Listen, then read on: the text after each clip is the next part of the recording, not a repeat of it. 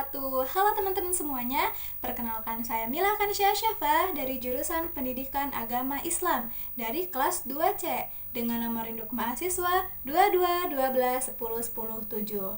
Nah, dalam video ini saya akan membacakan salah satu teks dalam kitab Usfriyah dan saya juga akan menjelaskan mengenai jumlah ismiyah dan jumlah fi'liyah. Tentunya dalam pembuatan video ini bertujuan untuk menyelesaikan penugasan pada mata kuliah Qiraatul Kutub.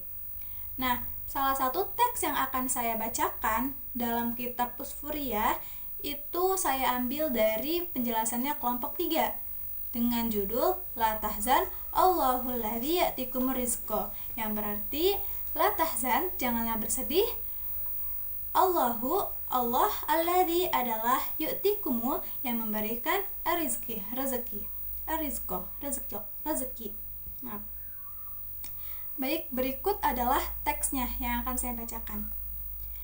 An Mu'ad bin Jabal, dari Mu'ad bin Jabal radhiyallahu taala, Allah telah meridhoi anhu, daripadanya Mu'ad, annahu, sesungguhnya Mu'ad berkata, Qala, telah bersabda Rasulullah Shallallahu Alaihi Wasallam, Yaqulullah, Allah berfirman, Ya ibnu Adam, wahai anak Adam, istahi, malulah, minni, dariku, indi, ketika kamu maksiatika, bermaksiat kepadaku, wa ana, dan aku, istahi, akan membuat malu, minka, dari dirimu, yaumil ardi, pada hari Yaumil ardi al-akbar, pada hari kiamat atau pertunjukan. Fala, maka tidaklah, a'udzubika, aku menyiksa dirimu. Ya ibnu Adam, wahai anak Adam, tub ilayya, bertobatlah kepadaku, akramaka, maka akan aku muliakan dirimu, kiramata, seperti aku memuliakan al-anbiya'i, memuliakannya para nabi. Ya ibnu Adam, wahai anak Adam, la tahulu, janganlah memalingkan, kolbaka, hatimu, ani, dariku, fa innaka, maka sesungguhnya, apabila, haulata, kamu memalingkan, kolbaka, hatimu, ani, dariku, akhadhalaka, maka akan aku siksa kamu, fala, maka tidaklah, ansaruka, aku berikan pertolongan kepadamu. Ya ibnu Adam, wahai anak Adam, lau, seandainya, laqaitani, kamu temui aku, yauma, pada hari al-qiyamati, kiamat, wa ma'aka, dan bersamamu, hasanatu, kebaikanmu, mislu, seperti ahlil ardi, penduduk bumi, lam, maka tidaklah akbal, aku terima, minka, darimu, hatta, sehingga, tasdikoni, kamu percaya kepadaku, biwa'di, atas janjiku, wawa'idi, dan atas ancamanku. Ya ibnu Adam, wahai anak Adam, ini sesungguhnya, aku, ar-raziku, adalah pemberi rezeki, wa anta, dan kamu, al-marzuku, yang diberi rezeki, wa ta'lam, ketahuilah, ani, sesungguhnya aku, ufika, mencukupi rizkoka, rezekimu, fala, maka janganlah, tutrok, tinggalkan, to'ati, ketaatanmu denganku, bisa babi, dengan sebab rezeki, fa innaka, maka sesungguhnya, apabila, tarokta, kamu meninggalkan, to'ati, ketaatanmu kepadaku, bisa babi, oleh sebab rezeki, bisa babi, oleh sebab rizkika, rezekimu, aujabtu, maka niscaya akan kuwajibkan, alaika, terhadapmu, ukubati, siksaan kepadamu dari diriku. Ya ibnu Adam, wahai anak Adam, ihfadli, jagalah atau pertahankanlah dariku, hadhil khisalal khamsa, macam 5 perkara ini, walakal jannata, dan bagimu adalah surga. Nah, jadi dalam paragraf ini Allah itu ingin mengatakan bahwasanya jikalau kamu ingin menginginkan surga, maka cukup dengan lakukan dan jaga dan pelihara dari 5 perkara yang telah disebutkan tadi. Baik, selanjutnya yaitu al-khabru bitamamihi. Hadis dari yang lalu, hikayatun, terdapat sebuah cerita, ya ikhwani, wahai saudaraku, la tagotamu, janganlah bersusah hati, ala, atas, arizki, rezeki, wala, dan janganlah, yamna'akum, kalian halangi, rizqakum, rezeki kalian, an, dari to'ati, ketaatan, bisa babi, dengan sebab qaulillahi ta'ala, Allah Ta'ala telah berfirman, wama, dan apa, min, dari, dabatin, sesuatu yang melata, fil ardi, di bumi, ila, kecuali, ala, atas, Allah lah, rizqoha, rezeki mereka. Jadi di sini tuh Allah mengatakan bahwasanya apa yang ada, dari sesuatu melata pun di bumi kecuali Allah lah rezeki mereka. Jadi hewan melata di bumi pun Allah lah yang telah memberikan mereka rezeki, seperti itu. Kama, sebagaimana ja'a, disebutkan, fi, dalam al-khabar, berita, hadis, innallaha, sesungguhnya Allah Ta'ala khalaqa, telah menciptakan, toiron, seekor burung, akhdoro, yang hijau, fi al-hawai, di udara, waja'ala, dan menjadikan ala, di atas, dohrihi, burung itu, rimahan, tombak ataupun jambul, watahta, dan di bawah, batnihi, perutnya si burung itu, rimahan akhor, tombak yang lainnya, yang seperti cakar gitu.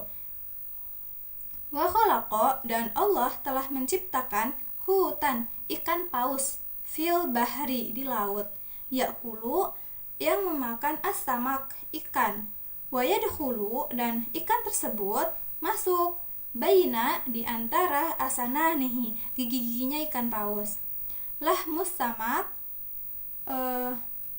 daging ikan tersebut, wa yadruhu, membuat resah si ikan paus tersebut, wa yu'alimuhu, serta membuat sakit si ikan paus, fayukhariju, maka muncullah atau keluarlah, roksahu, kepalanya si ikan paus itu, minal ma'i, dari air, wayaftahu, dan membuka, famuhu, mulutnya, fayaji'u, maka datanglah, dzalikat toiral akhdoro, seekor burung hijau ke dalam mulut paus itu, fayadakhulu, dan masuklah si burung itu, fi fami, ke dalam mulut, al-hauti, ikan paus, yakulu, lalu burung itu memakan, makana, apa yang terdapat, baina, di antara, asananihi, gigi-giginya ikan paus, wayakunu, dan menjadikan, arrimhana, jambulnya, ka'amudaini, seperti dua tiang yang menyangga, fi, dalam, fami, mulut, al-hauti, ikan paus, la yaqdaru, agar tidak mampu, ala, untuk mudgihi, melahapnya, wa aklihi, dan juga memakannya. Jadi ketika daging ikan itu berada di antara gigi-giginya ikan paus, atau istilahnya nyangkut gitu ya di dalam mulut ikan paus, maka datang si burung hijau dan menjadikan dua tombaknya, tombak yang di atas kepala dan juga di bawah perutnya itu seperti dua tiang yang menyangga. Nah, gunanya itu untuk menahan atau menahan dirinya supaya tidak dilahap dan dimakan oleh ikan paus tersebut.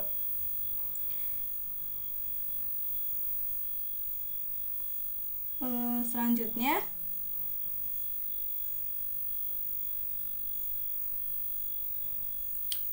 falamma, maka ketika fania hilang alahmi daging min dari baina antara asananihi giginya ikan paus, yutiru lalu terbanglah burung tersebut fil hawai di udara. Ja'ala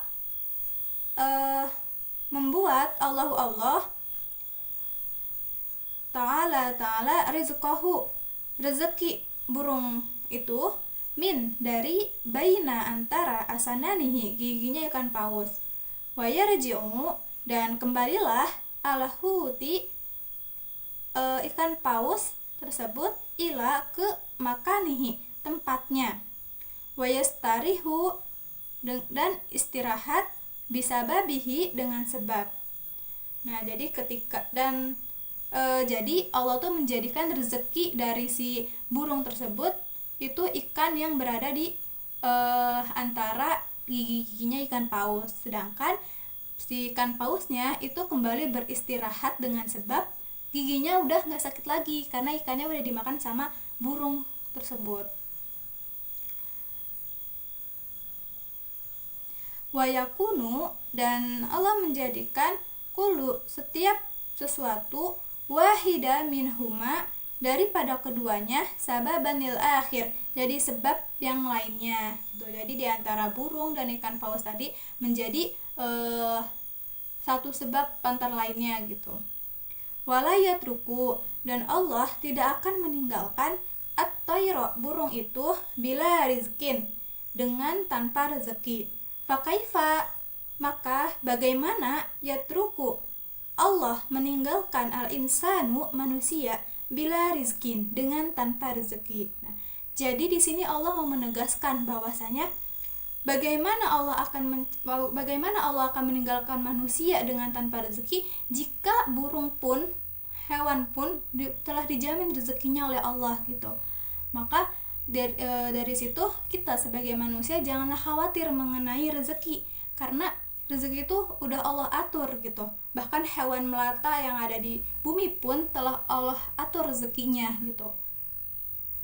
Selanjutnya, wa fi hikayatun dan dalam suatu cerita Ibrahim bin Adham rahimatullahi alaih, Allah telah merahmati kepadanya Ibrahim, wakana terdapat sebab taubatnya Ibrahim, innahu sesungguhnya Ibrahim kana yauma minal ayyam suatu ketika hari kharaja Ibrahim keluar ila untuk asaidi berburu, fanazala maka turunlah Ibrahim itu manzilan dari tunggangannya, wabasato lalu menghamparkan asafaroh makanan perjalanannya atau lebih sering disebut dengan bekal gitu ya, liyakulu to'amu untuk memakan makanannya. Fabainama maka ketika huwa dia Ibrahim kadzalika sedang memakan makanannya itu, jaa datanglah gurobun burung gagak, wa akhadha dan mengambil min dari sebagian sufrah bekal, khubzan yaitu satu roti, bimunakorihi dengan paruhnya, wator lalu burung tersebut terbang fil hawai di udara. Fata'ajaba Ibrahim maka terkejutlah Ibrahim min dari dzalika hal tersebut, warakaba maka Ibrahim tuh segera menaiki farasahu kudanya, wadhahaba dan pergi ila untuk khalfi mengikuti atau membuntuti gitu ya, at-tayri burung tersebut, hatta sampai so'ada menaiki al-ghurabu burung ila ke al-jabali gunung, wagoba dan menghilang, an aini dari mata atau dari penglihatannya Ibrahim. Fasa'ada maka naiklah Ibrahim, aidho juga al-jabala ke gunung, litolabi untuk mencari al-gurabi untuk mencari burung gagak tersebut. Fara'a maka Ibrahim melihat min dari ba'idin dari kejauhan, dalikal gurab burung itu. Jadi Ibrahim melihat burung itu dari kejauhan. Nah, falamma maka ketika dana Ibrahim mendekatinya, toro gorobun burung tersebut terbang. Nah, faro'a Ibrahim maka Ibrahim melihat rajulan masdudan, rajulan seorang laki-laki, masdudan yang terikat, bilhabli dengan tali, mattaja'a dengan kondisi berbaring, ala kofahi dengan terlentang. Falamma maka ketika ra'aya Ibrahim melihat dalika rajul laki-laki tersebut, ala atas hadhil halatu kondisi ini, nuzala turunlah Ibrahim an dari farosihi dari kudanya, wahalla dan melepas, shidaduhu tali-tali yang mengikatnya, wasa'ala dan bertanya, an halihi tentang kondisinya, wakisotihi dan menceritakannya. Faqala ar-rajula maka laki-laki tersebut atau pemuda tersebut menjawab, ini sesungguhnya aku, kunta adalah seorang tajirun pedagang, fa'akhadani maka mengambil dariku, qata'u begal at-tariq di perjalanan, wa akhadhu dan mengambil makana sesuatu ma'iya dariku minal mali dari harta. Jadi ketika ditanya tentang kondisi pemuda itu menjawab bahwasanya si pemuda itu adalah seorang pedagang. Nah, ketika di perjalanan si pedagang itu dibegal dan si begal itu mengambil darinya sesuatu, yaitu mengambil hartanya gitu. Waqataluni dan menganiaya aku, wasyaduni dan mengikat aku, watorohuni dan membuang aku, fi hadal maudai di tempat ini, wasoroli dan aku menetap sab'ati ayam selama 7 hari, kulu setiap yaumi hari, yaji'u datang al guroba burung gagak, bil khabzi dengan roti, wayajlisu dan bertengger di atas sodri dadaku, wayaksiru dan memotong al khabzu roti tersebut, biman koruhu dengan paruhnya, wayad'ahu dan dia menyuapi fi ke dalam fami mulutku, wama tarokani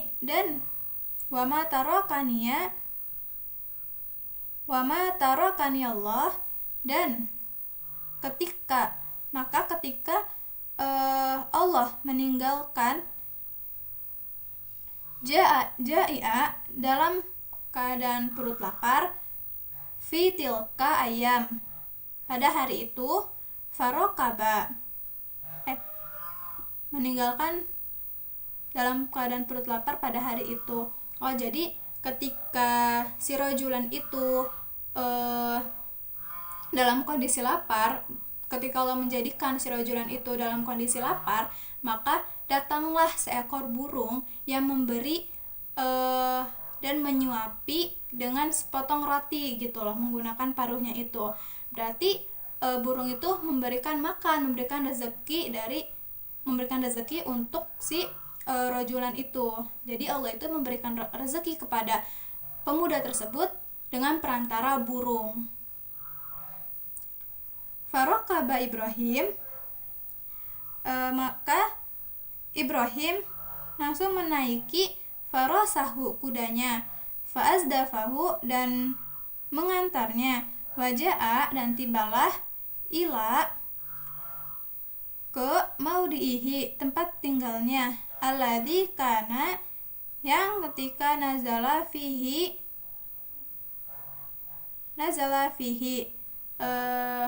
turunnya tempat turunnya. Wataba Ibrahim, maka bertobatlah Ibrahim bin Adham, waraja'a dan kembali ilallahi ta'ala kepada Allah Ta'ala, wanaza'a dan melepas siyabahu bajunya, al-fakharata yang mewah, walabasa dan memakai pakaian as-sufa yang memakai pakaian dari bulu domba, wa a'taqa dan memerdekakan abiduhu budaknya, wa aukufa dan mewakafkan aqarahu tanahnya, wa amlakahu dan hartanya, wa akhoda dan mengambil biyadihi dengan tangannya ason tongkat, watawajahu dan Ibrahim pergi ila makatin ke Mekah, bila zada dengan tidak membawa bekal, wala dan tanpa rohilatin tunggangan, watawakal dan hanya bertawakal atau berpasrahkan diri gitu, ala kepada Allah Ta'ala, walam dan tidak yahtam khawatir ala atas azadin bekalnya, walam yabqa dan tidak merasa jai'an kelaparan, hatta hingga wasola sampai ila ke al-Ka'bati ke Ka'bah, washkurullahu ta'ala dan bersyukur kepada Allah, wa asna dan memuji alaihi kepadanya Allah. Qala Ibrahim berkata, waman dan barang siapa yatawakkal yang berserah diri kepada Allah kepada Allah, fahuwa maka Allah akan hasabuhu mencukupinya, innallaha sesungguhnya Allah balighu melaksanakan amrihi urusannya, qad ja'ala sungguhnya Allah telah menjadikan Allah likulli setiap syai'in sesuatu qadran ketentuan. Jadi maksudnya itu di sini Allah ingin mengatakan bahwasanya barang siapa yang bertawakal kepada Allah, maka Allah akan mencukupi semua kebutuhannya gitu. Dan juga Allah mengatakan bahwasanya sesungguhnya Allah akan melaksanakan urusanmu, dan Allah tuh telah mengadakan ketentuan bagi setiap sesuatu. Maka dari itu kita sebagai manusia janganlah khawatir, janganlah risau, dan jangan bersedih mengenai persoalan yang memang sudah diatur oleh Allah. Salah satunya adalah persoalan mengenai rezeki.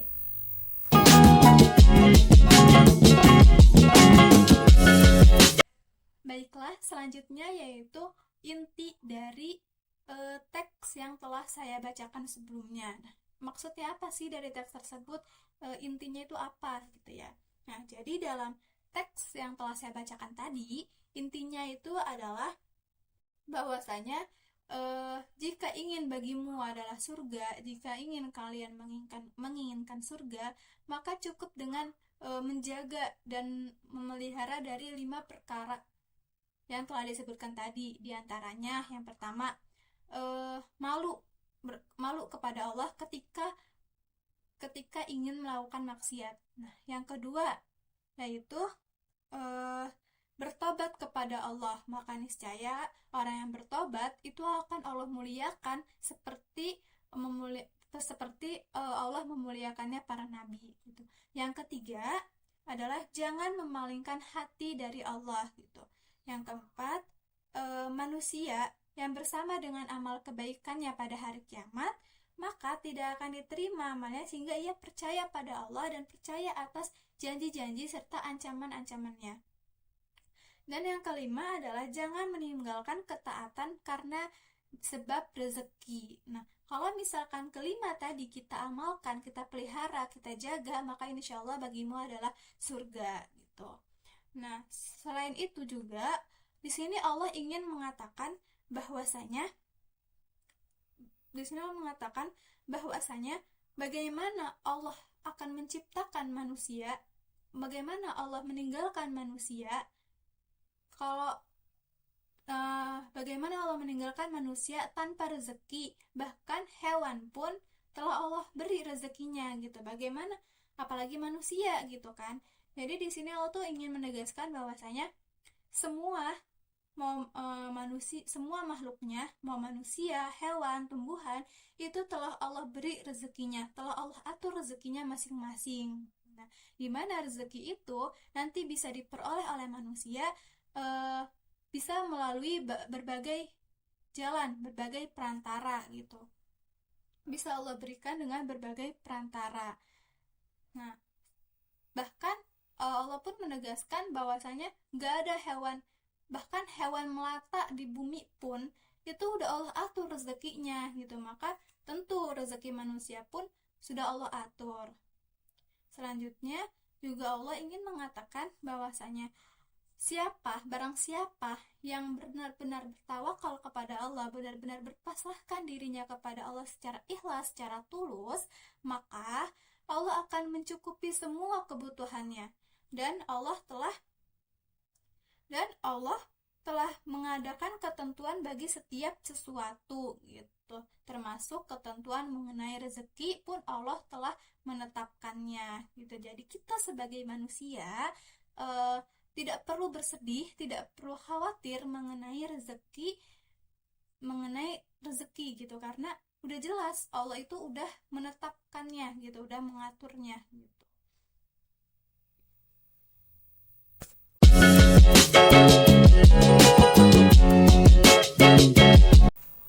Baik, selanjutnya yaitu pembahasan mengenai jumlah ismiyah dan jumlah fi'liyah. Kira-kira apa ya jumlah ismiyah itu? Nah, jadi jumlah ismiyah itu adalah jumlah atau kalimat yang susunannya itu diawali oleh isim atau kata benda. Nah, jumlah ismiyah juga terdiri dari mubtada dan khobar. Nah, apa sih mubtada itu? Nah, mubtada itu adalah subjek, atau mubtada itu adalah isim marfu yang letaknya adalah di awal kalimat.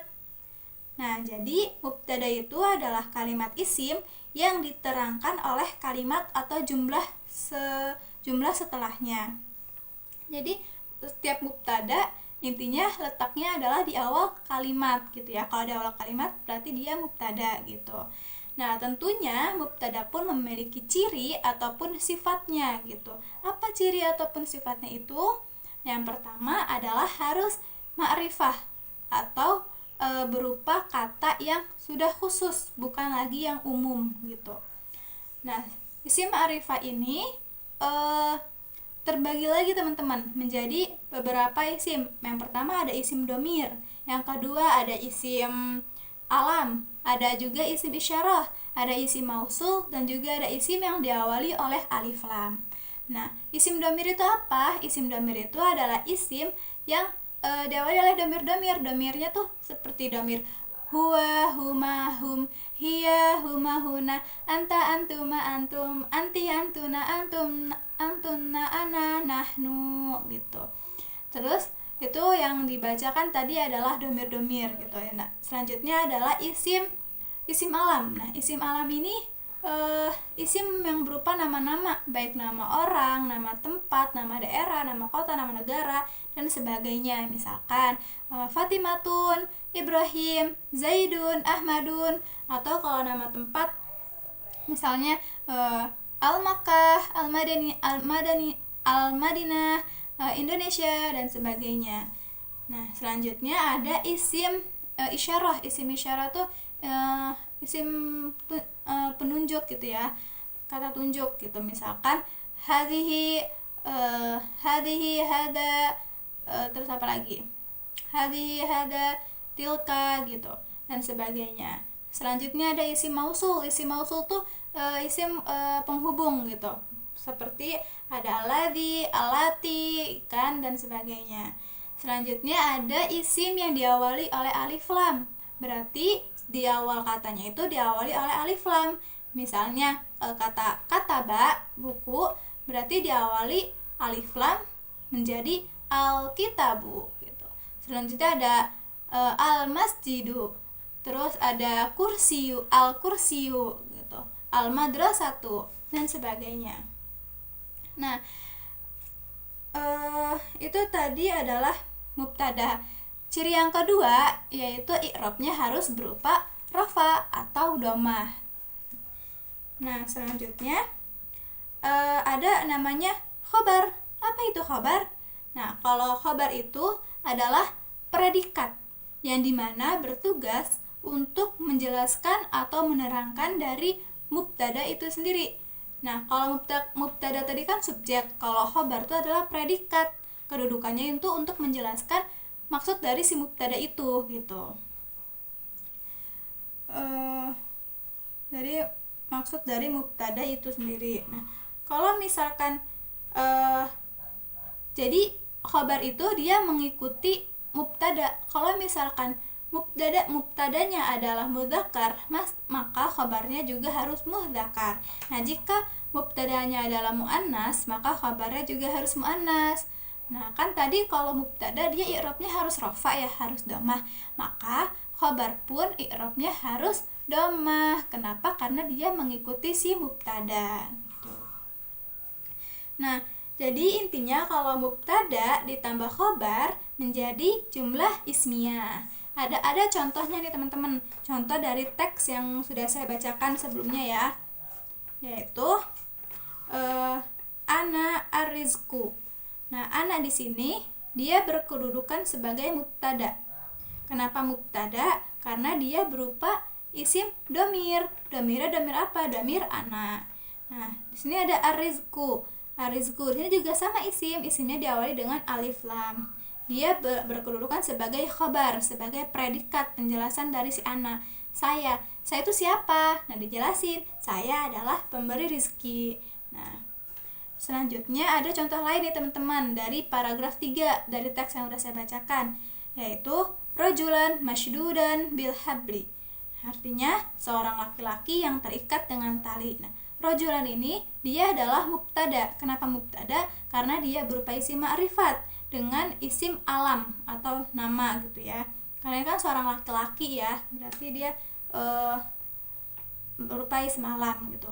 Masydudan. Nah, di sini adalah khobar. Bil habli. Bil hablinya adalah maf'ulnya gitu. Itu tadi mengenai jumlah ismiyah.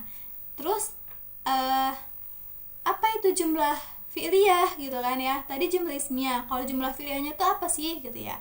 Nah, kalau jumlah fi'liyah itu adalah jumlah atau kalimat yang tersusun dari fi'il dan fa'il. Nah, di mana fi'ilnya itu sendiri berarti kata kerja. Nah, setiap kata kerja itu pasti terikat dengan waktu, ya kan? Setiap kata kerja pasti ada waktunya dan terikat oleh waktu gitu. Nah, dan setiap kata kerja pun itu diperlukan dua kalimat setelahnya, yaitu objek dan pelaku. Nah, pelaku inilah disebut dengan fa'il.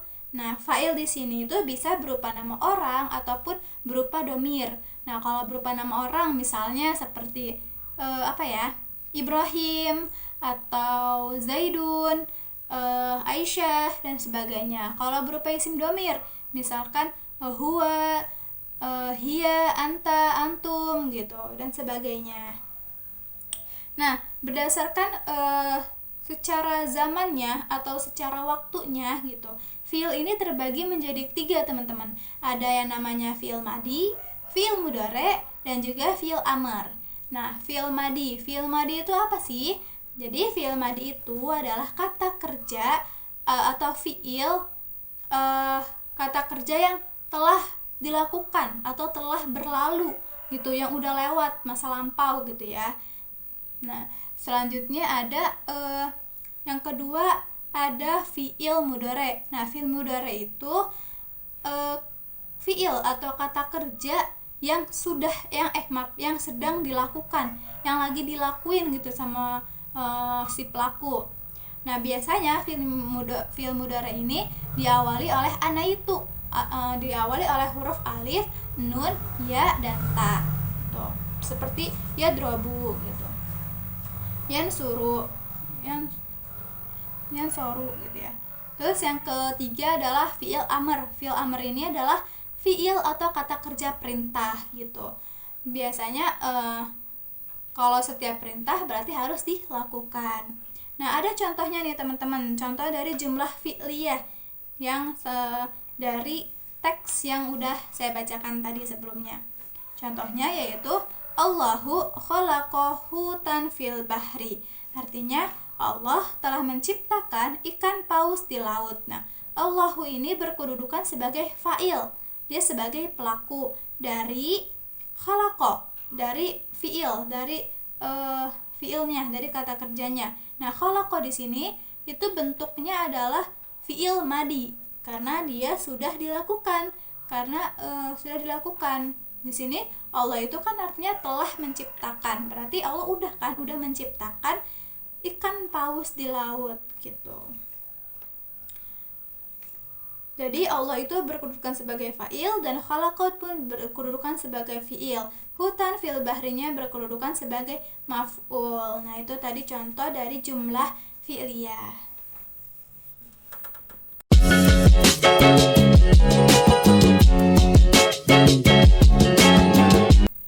Baiklah, itu tadi penjelasan mengenai jumlah ismiyah dan jumlah fi'liyah beserta contohnya yang telah saya ambil dari teks yang sudah saya bacakan ya sebelumnya.